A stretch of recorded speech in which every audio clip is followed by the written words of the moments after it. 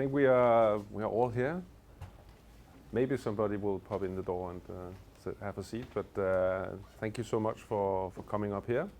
I've been to many conferences, and the worst thing you can get is a sales guy. I'm glad to say I'm not a sales guy. On certain people I appear like a sales guy, but I promise you this is not to be a sales presentation.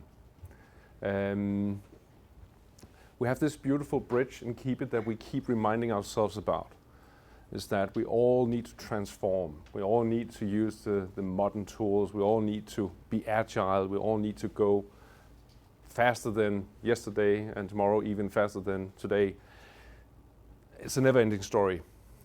The bridge for KEEPIT depicts the fact that we want to make sure that people take these transformational journeys in a safe way. We keep you from popping into the water. That's one good thing. But actually trying to protect the data that we put into these transformational journeys. How many of you are using Office 365 in your organization? Okay, that's sort of 80%. That's good. And that's the fear we see, is that we put all this data into a software application that somebody else is running. So we're actually removing the responsibility. Most of us would just like that Microsoft came with a clear-cut contract saying, don't worry, we will take care of it if we lose the data. But they're not that stupid. That's why they're the most valuable company in the world, is that they've managed to exclude themselves from that guarantee. So we try to come in and help on the data angle, make sure that all the data that you and your colleagues are producing every day are kept safe and can be recovered. So that's the mission of KEEPIT, is to make sure that we have that data. And make sure you as a company will not just say, oh shit, we lost that, let's move on. Because we have two big assets in our companies. We have people.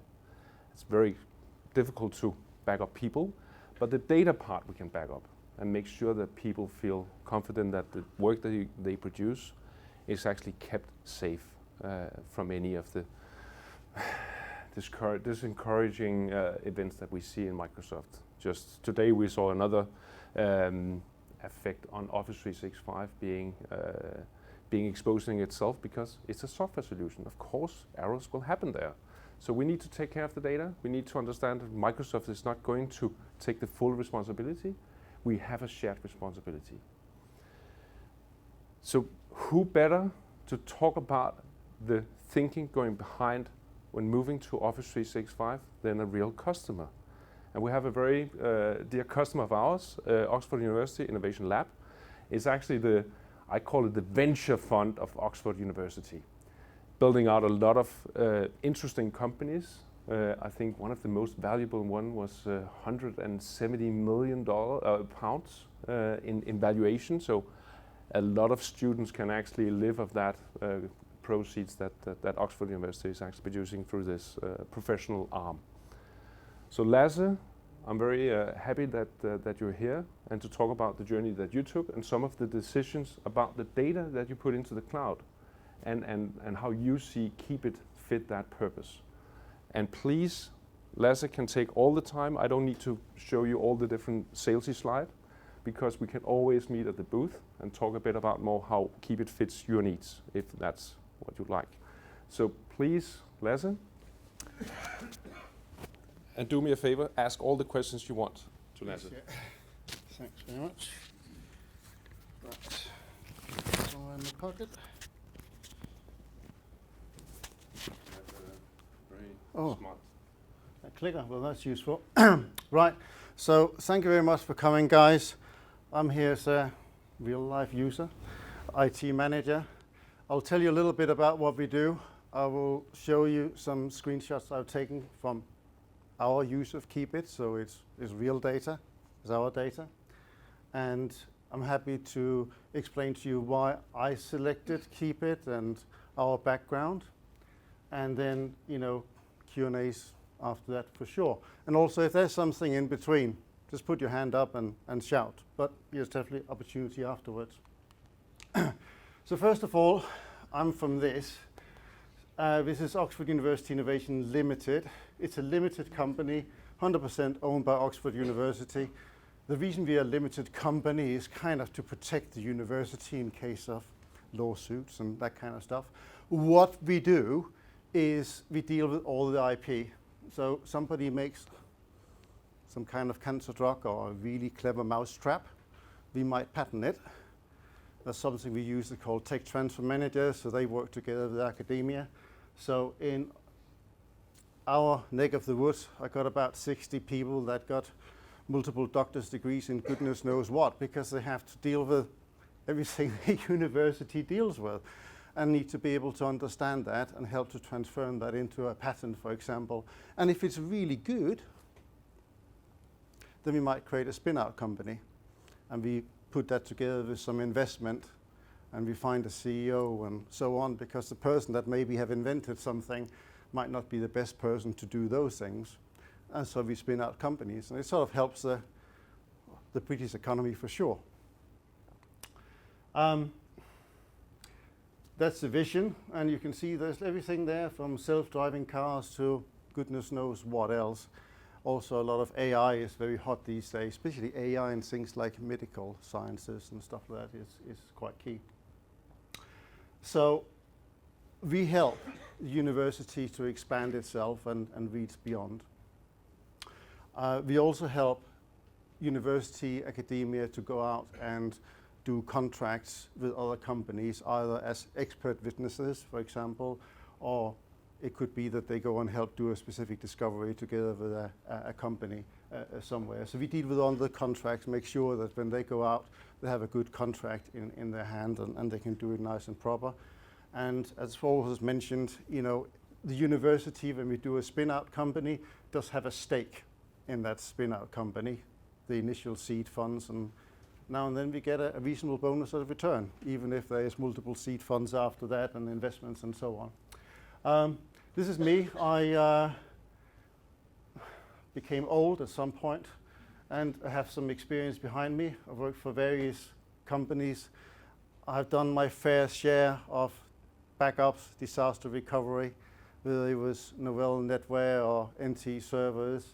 I have been in data centers or disaster recovery centers with a stack of tapes and some bare metal servers, and had to get a bank up and running in 24 hours. Otherwise, the FSA would close you down. So, been there, done that. So I thought, KEEPIT, yeah, what would you like to know? And so I thought, well, the best way to describe that to you is really, if I was new to KEEPIT, what would I want to know, right? What made me think about that? So a little bit of history about how we sort of came to, or I came to search about KEEPIT was about maybe 2 years, maybe a little bit longer ago. I was there on premise with an Exchange 2010 servers, some SharePoint servers, file servers, the usual run-of-the-mill stuff, getting a little bit tired. Now, if you're only the one man in the company, and I have one other guy helping me along, the bottleneck sort of becomes you, because upgrading to a new version of Exchange, putting in new SharePoint, putting in new X, Y, and Z, that's all quite big projects. And it doesn't really matter if you do it for 10 people, 50 people, or 200 people. The kind of the work effort in kind of test systems and live systems and UAT and all the rest of it is kind of the same. So in this modern day, if you want to spend time as an IT manager adding value to people rather than just give them the next version of Word and Excel and PowerPoint, you kind of need to free yourself a little bit from that. So moving into a platform like Office 365 does have a lot of great appeal. It also have a great appeal because all the nice doctors I have, they are researchers by heart, and if their solution on premise that doesn't quite meet their needs, trust me, they are some of the best people to go and find shadow IT. All right, they really know how to go and get it. So we had Slack, we had Dropbox, we had Trello boards, you name it. So what do you do as an IT man? You say, well, that's all very good and well, but I don't know if somebody, Joe Blocks, opened up a Trello board or where they put something in a Dropbox. I kind of want to make sure that I have that data. So I want a cloud that I could control, and that has a lot of those features. And Office 365, the Teams, OneDrive, etc., has that kind of functionality. It does leave another issue for you guys, and that is data is no longer just on your file server, it's no longer just on Exchange. It's in a conversation somewhere in Teams, or all those kind of places that people just put data, because that's what they do. Anyway, let's start with the hardcore stuff. Going out looking for a backup solution, KEEPIT was one of the few companies at the time that could actually back up most of what Office 365 does. So not just the Exchange server, but also SharePoint. That was crucial. And really, although I started up with SharePoint, and we have a lot of SharePoint sites, I've got over 16,000 SharePoint sites in my little cloud, although I only have about 100 people in the office. But we use a sub-site for every single project invention we do, because you never know the amount of data that pumps into them. Things like Teams became really prevalent as well, so you need something that can back up the lot. But due diligence is where I start off, because I needed to know that, yes, and you can look at the nice brochures and it'll say on the back something about ISO 27002, and that's correct, that is the data centers. But people develop this software as well, somewhere in a hidden office. So I needed to know that they were okay. So I went to my security team, and we do have a security team within the university, and said, right, give me the questionnaire. I've done those before myself in another company, so I know what it's like to fill out 300 questions about ISO 27001. There might be one or two people out here that has done the same, and if you have, I feel for you. I know what it's like. But we took them through the mill. It took a little bit of time going front and back to validate that we were happy with the security. We wanted a partner where the data was stored and managed in Europe. That was important for us. That one there is probably one of the really big reasons for me going into Office 365. I like Microsoft. I like them a lot. Do I trust them? To a degree. Have I so far, whatever I've done before, always made sure that certainly my on-premise backup, and for that I use Veeam, that a lot of people do, but I back them up to disk locally, and I have 30 days on-premise. I take backup tapes every night that I send off somewhere, and I even do a remote replication to another data center, because that's kind of what you do. So Microsoft kind of says, yeah, we will put your data in 3 copies and 2 data centers. And well, that's all good and well, but if your data disappears for a while, or you're responsible for yourself, or even if Microsoft should disappear off the planet of the earth, it could happen, what do I then do? Because Microsoft might have been around for 50 years, but the university been here for 800. I need a long-term solution, right? We also made sure we scrutinized the contract a little bit, and for that, it was okay. I was in the right neighborhood, because I had 60 people that do that all day. So that we could handle, and I had enough lawyers to do that. Right. Our needs for data retention are a little bit different. Because we deal with patents, they typically last for 20 years.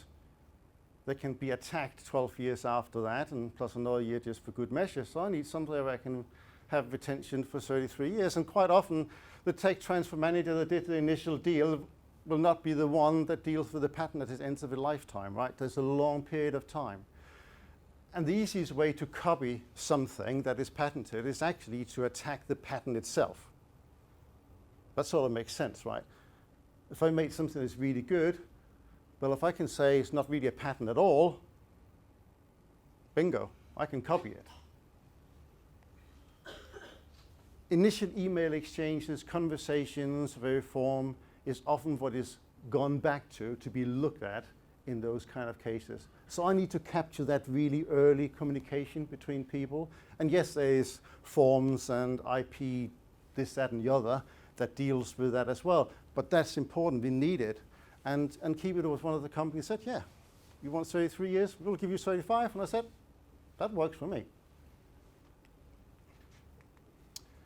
So how long did it take to install KEEPIT? Well, that was actually really quick. It literally just took about 5 minutes. You create a global admin account, you link to KEEPIT. That's it, guys. Compared to any other backup solution I've ever done out there, that's got to be the easiest one.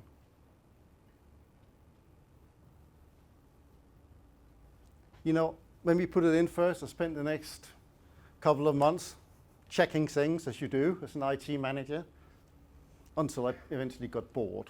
All right. I would say the initial sync did take a little bit to catch up, but now it's pretty good. So let's look at a real scenario. So this is, some random thing, adaptive optic scanning of lasers, something. I don't even know what it is, but somebody invented it, all right? And if you can see out in this little bit here, as data changed, and you see this is from 2 years ago, so yeah, I've been there with them for a little while. Hopefully it'll say, 35 at some point. Data changes, and, a little bit more data gets added in. So the jumps you see is because, the projects get looked at now and then and so forth.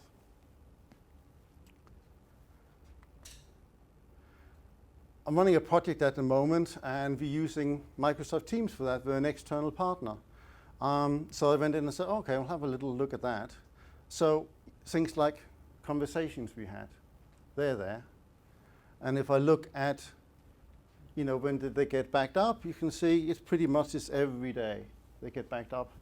Am I too worried about the every day? Some of you may be, not me. I know that, recycling bins and stuff like that. It's more like later down the line, I need to know there's a backup. And if that's done with every 1 day, every 2 days, for anybody that used to do backups back in the day where you had the grandfather principle, one every day and once every week and once every month and stuff like that, going back to the 1 day scenario 2 years ago, it's pretty damn good. Yeah, it's pretty damn good. Okay, let's have a little look at a real event, and we had 1 or 2, but I might have clever people that has a reasonable level of IQ, but they are still human. Project manager syncs the SharePoint document library, like the one I showed a couple of slides ago. Project lives in his laptop and is useful for access and all that kind of stuff. But eventually, he deleted to free up space. But the guys will know he didn't do the thing of unsyncing first. So what does the computer do? It deletes all the files in the library online. And we didn't find out before after about 13 months. At that time, it's no longer in the recycling bin, and it's no longer in the admin recycling bin. The data was gone, and the only thing I could see when I looked in the library was a few spares folders and a few files that somehow hadn't been deleted. I went to KEEPIT. I started looking down, and you could see a few kilobytes of data was backed up, and all of a sudden it was like 33 megabytes. Well, clicked on that, clicked download, I got a zip file. Through the zip file, drop and drag, and I had my files back. That was probably $1 million worth of data or something like that. Now, I probably had a handful of restores I have used KEEPIT for over the last couple of years. That's the one I know about. Yeah. There's quite possibly a few out there that I don't know about yet, but that's kind of okay. And that's really one of the main reasons why you need something like a KEEPIT solution. So to summarize a little bit here, a cloud-to-cloud backup to a different supplier and location. You need to get outside. If you're with Google, get out of the Google cloud. If you're in Microsoft, get out of that. Put the data somewhere else that you feel is safe enough so you have it. Just in case that users do something silly. I mean, you probably can get longer retention periods. You can do legal hold on documents in the Microsoft cloud and all those kind of stuff, all well and good. But should I for one day not be able to access the Microsoft data center, being able to go into KEEPIT, find the file and click download and get a zip file with my data onto my local laptop is just useful.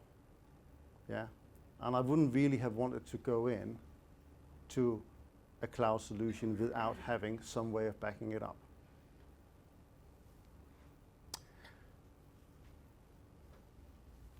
The no maintenance bit, I still only spent the 5 minutes of setting it up original, guys. Since then, it has just been running, and there has been no issues and no problems. I've only done a handful of restores done a bit more checking, but you know, it has all the bits and pieces there. After I think the initial months or so, that everyday backup that you've seen in some of what I've shown was there, and it's been working ever since.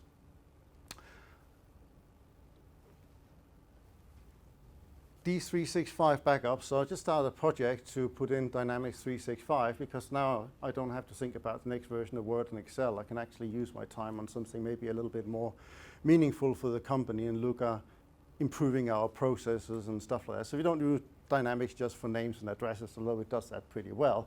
We are looking to how we move things to the company, like although we do projects and stuff like that, and they're big and they're IP and all the rest of it, they are still ultimately sort of a sales funnel, if you could like, you know. Every company think they're different, but they're not really. And that is sort of it from me. So it was a bit of a whistle tour around. So, you know, I've done my fair share of backup restores. Any question, guys, throw them at me. I'm happy to answer. No? No? All good? All good. I noted something about you doing a restore for this professor that just deleted the files and they got synced. You know, 1 million, and you've done a handful. That's 5 million. Well, I don't know if they're a million each, but it's just one of those things that sometimes you don't realize how something valuable something is until you lose it, right? It happens, and I think if it can happen to us, it can happen to everybody else. You know, better or worse than everybody else that has data and has to deal with them.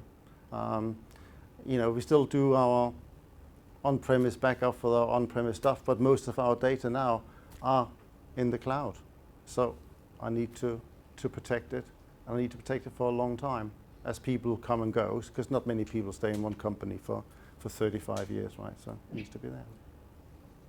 Okay. Quick question for you. So you're with the GDPR things. You can probably apply rules against certain.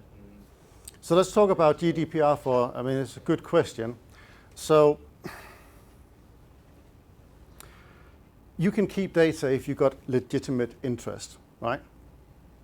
But even if you don't have legitimate interest, backups are sort of excluded from that because of the nature of backups. If you think about a backup, it's encrypted, it's deduplicated, it's all those kind of things. Going in and deleting Joe blocks that want his rights to be removed or deleted, from backups is just not possible with today's technology, right? For those kind of scenarios where Joe blocks come and say, and I did a SAR request, subject access request, just a few days ago. And Microsoft Office 365 is quite good at doing those kind of things. But the best you can do is really to say, okay, so Joe blocks will now put into a record and saying, do we ever need to do a restore? Then we need to ensure that if you find Joe blocks in that restore, that we delete him at that point. Yeah? So that's how you deal with the GDPR. So it doesn't matter if I keep the data for 35 years or 100 years for that matter, that's okay. It's when you restore that data in, and you may need to do it. Okay? Actually, the ICO, so the Information Commissioner Officer, has put out a memo talking about data beyond use, where because in a backup, you don't, as the person that could process, Joe block, you're not allowed access to the backup. So there's, I think, 3 or 4 reasons to say if you have those, they will not regard that as a processing. Not a live use case. Yeah. No, exactly. Yeah. So they will not prosecute you for that matter.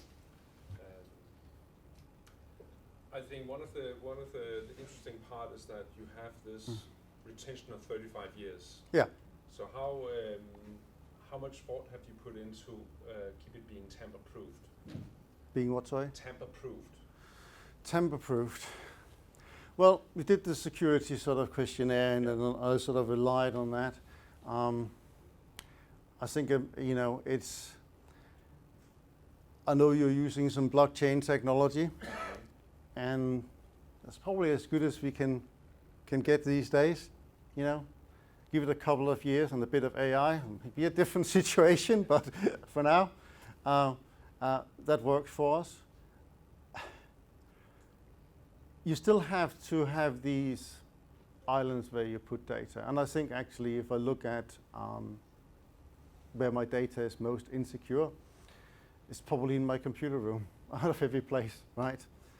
Because it can't be as good as a data center with 24/7 surveillance and airlocks and cameras flipping everywhere and all the rest of it. And dealing with IP, I mean, we did have sometimes we get some brilliant speakers at the university, as you imagine. I did have one guy from National Crime Agency, and he was there talking about security. He said, well, you don't have to worry too much about it, and you certainly don't have to worry about state hackers unless you deal with IP. And I said, oh shit, that's me done for, right? Because, you know, that's what I do. So you have to take it with a pinch of salt and say, well, what is the best you can do? And in an organization, you have to say, well, whether it comes to backup or whether it comes to security, there's so many fences you can put up in front. There's so many backups you can do. You have to get where you feel comfortable and, you know, to a degree what you can afford. But not having a backup of your Office 365 is maybe not something you can afford not to do. So you say earlier you need to set up, sorry. That's all right. We'll go to next. Go first. You say earlier you need to set up a global domain account across, so that your software has access across the board because it's IF state. Yeah. It's a global admin account. It's a global admin account. So it goes in, because it needs that in order to go in. I mean, there'll be other people who do more technical talk on that.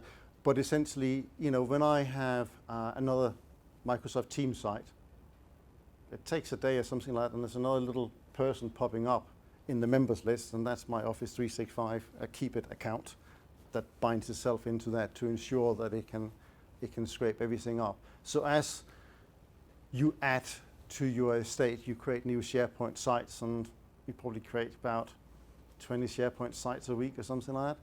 They all just get added in. They're all part of it. So it just sucks it all up.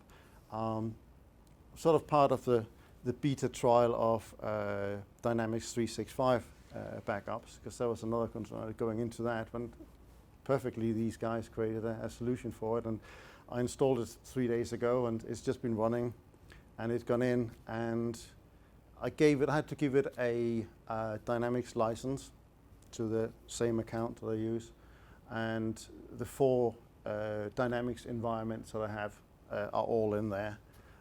And you go in and you log in, and you get all the sort of the data from Dynamics. And those of you that know Dynamics will know it's really a database underneath a big database. And you go in and you look in this database, and I scrolled down to companies, and I could see my list of companies in there. So that's good as well. And actually, at the moment, the Dynamics 365, Microsoft backs it up for 30 days. And if you want to do a restore, then really you have to take the whole restore into a new environment, and then you have to go in and pick out the data from there, you know, unless you want to overwrite the whole thing, but most likely you probably won't. Where here you can actually go in and find an initial line. So for example, if I find a company, you can restore that, and actually it will restore the associated contacts as well. It's a bit new technology, so check it out with the KEEPIT guys, but it looked pretty promising to me, and I certainly are happy about having a backup that goes beyond the 30 days. Because again, I'm looking for conversations, so again, when we have things, obviously conversations in Dynamics will be phone conversations that people will have, or it will be email traffic as you link records and that kind of stuff. Does that answer your question? And is your software, how do you host it? So the software is hosted in 3 different data centers across the globe, depending on which sovereignty you want to have over your data. If it's in Europe, we have it in Europe, in US, and in Australia. In each data center region actually has 2 data centers completely mirrored to each other. So we have 4 copies of data sitting across a region. Let's say you hook into the European data center, your data will be replicated across the 2 instantly.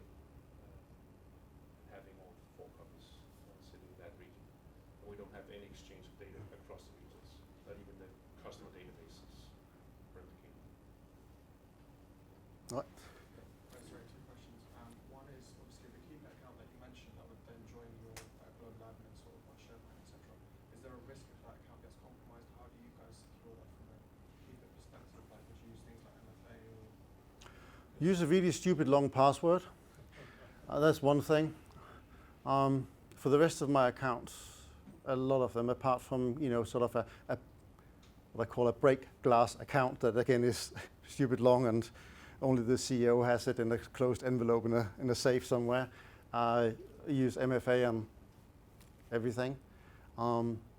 There's things we discussed yet because it's sort of like lying in the background, but it's a good question. So it's probably something we should look at, putting an MFA on that. And the second one was going back to that brief event with the project manager. So in that case, is he able to restore the backup himself, or would it be his IT department, or would you guys have to come in? We would have to come in. Well, we did come in because they just come to me and say, "We can't find my files. They used to be there. Where are they gone?" Right? That's a request you typically get. Would like an end user have like a direct contact to you, or like I'm just wondering like someone in marketing, they've lost their files, they Yeah. rely on that backup. Where is the process of getting the data back? How does that work? They'll contact. I mean, we're a company of 80 located within a university of 40,000, right? But they will come to me and my friend and say, I lost this or that and I need it back, and we will facilitate the restore. The IT admins wouldn't have like a portal to restore the data back for the individual users themselves. No. Maybe I can add to that. Okay. As in the company that you guys outsource to, their own IT could not use your portal or your website or Yes. admin. Yes. So it comes with a role-based access.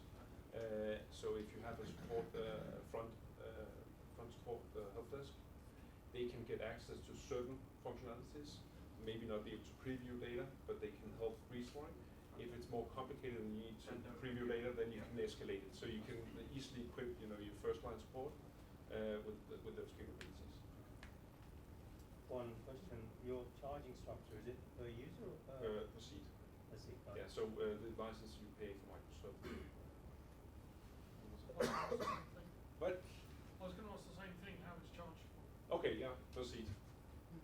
So what you pay for Microsoft, that's how we try to sort of piggyback on that, design that model. Retention period doesn't change that? You can choose the default 1 year of retention data. You can have less, and you can have more. You can have less is going for more. But that depends on how long more is that. Is that 5 years, 10 years? Then we have a small percentage that we add on to the seat price to cover that. So you don't have any questions about the data storage and bringing your own storage into it. It's everything run as a service. We run out of Equinix data centers in the US and Australia. We're probably also setting up data centers in more locations when the demand comes. But right now in the European Union, we have free transfer of data, so we have only one European data center. What are the charges for ingestion? No charges for either ingest or express data. So everything it's not like Azure or public cloud. Yeah, that's unusual. Other services like this, they charge for ingestion, and when if you move away, they charge even more. No, we don't. We protect your data, and we want to be a long-term partner because that's how we do it. And as we talked about, the way we ensure the data stays uncompromised is that we have a blockchain mechanism ensuring that the digital fingerprint on all files and objects remains the same, and we can detect if they don't.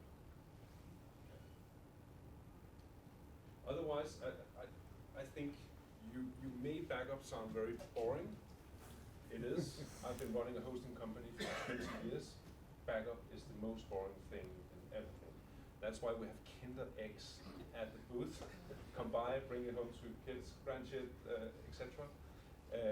It's something to make the day a bit more sunny. Yeah. Thank you. Thank you very much, guys. And if you've got questions for me, feel free to hook me up on LinkedIn. Send me an